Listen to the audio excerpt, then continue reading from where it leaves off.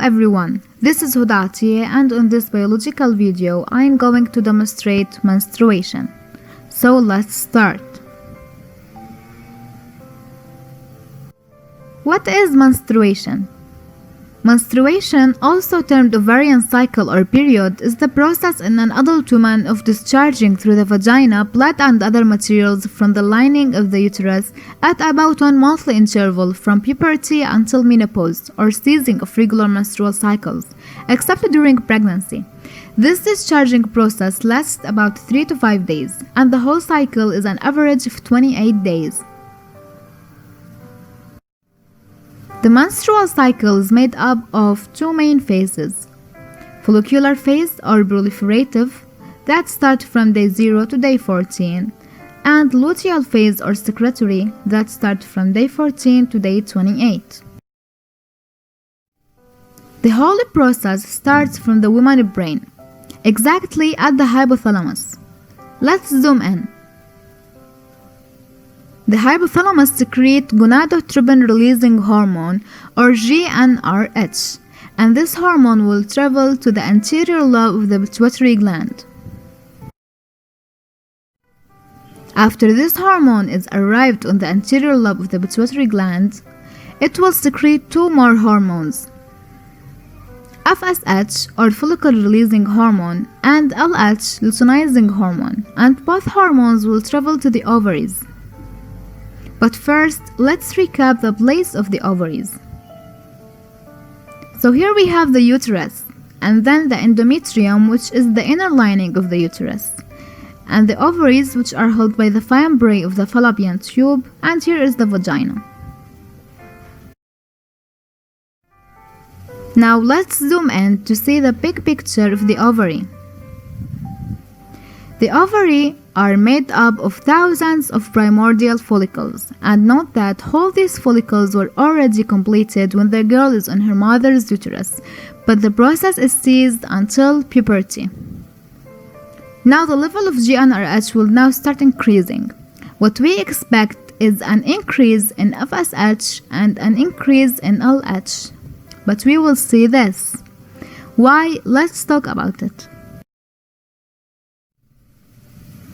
FSH will start entering the ovary through blood capillaries. And what is the role of FSH? FSH is responsible for maturing or start stimulating development of follicles. So it will start growing from a primordial follicle into a primary follicle, then into a secondary follicle. And after this follicle now is a mature one, it will secrete a hormone. This hormone is estrogen. What is the role of this hormone? Estrogen will stimulate bone and muscle growth, stimulate endometrium growth, and will stimulate the growth of secondary characteristics in female. But now we will concentrate on the second role. So, the level of estrogen will start increasing, but at low concentration. So before 10 days, the low concentration of estrogen will give a negative feedback to the anterior pituitary gland. This will inhibit LH secretion. That's why we see a steady level of LH, not an increase as we expected. While for FSH, we see this spike here because there's an amount of FSH when it starts entering the follicle. But when estrogen starts increasing, FSH level will drop slightly. After 10 days, the level of estrogen will complete increasing. And now it is on a high concentration. So the high concentration of estrogen will give a positive feedback to the anterior pituitary gland, and this will stimulate LH secretion. So the level of GnRH will complete increasing, and LH will increase until the maximum point at day 14. At day 14, the follicle was completing its maturing, so it became an antral follicle which is ready for the next stage.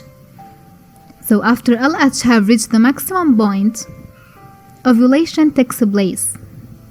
where the oocyte or the egg, which is in the nucleus of the follicle, will drops out. Now after day 14, the level of LH will drop again, and GnRH will do the same, and FSH will do a little spike because of the surge of LH increasing, then will decrease again. After day 14, after ovulation, this follicle will become a corpus luteum. And here we will stop to talk about the reason why these two phases are named so. So the first phase is follicular phase because it's all have to do with follicles and their maturing. But after ovulation, the luteal phase is named so because it's received the information or the occurrence of the corpus luteum. Okay, now, so this corpus luteum is considered as a dead cell generally, but it has a role.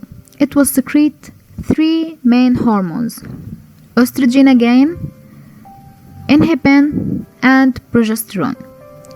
So the level of estrogen will decrease after ovulation, and the level of inhibin wasn't existing, but it will increase after ovulation. The same for progesterone that wasn't existing before ovulation, it will start increasing after ovulation. Now, at day 21, the level of progesterone and inhibin complete increasing, while estrogen is still undetectable. So here we will have two negative feedback. The first one is from inhibin, that will give a negative feedback to the anterior pituitary gland that will inhibit FSH secretion. And the other negative feedback is from progesterone that will give a negative feedback to the hypothalamus, and this will inhibit GnRH secretion. That's why we will see a drop in FSH and on GnRH, and LH will be affected by the drop of GnRH. Now, do you remember the rule of estrogen that it stimulates endometrium growth? Well, the same rule for progesterone.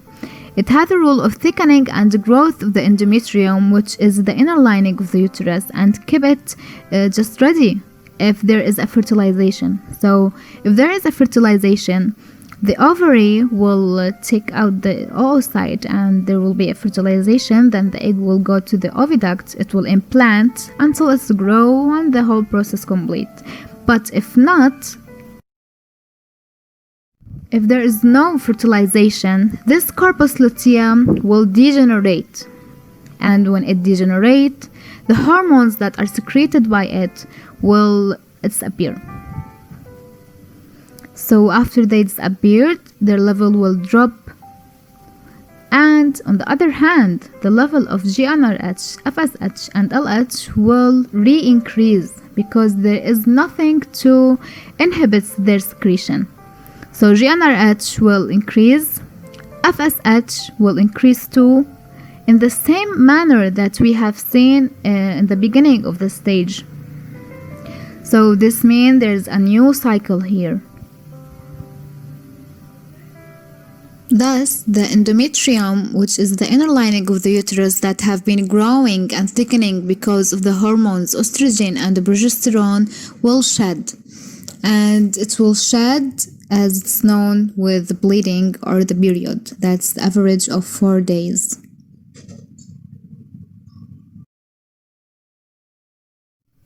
The graphs and information were adapted from the following video. And thanks for watching.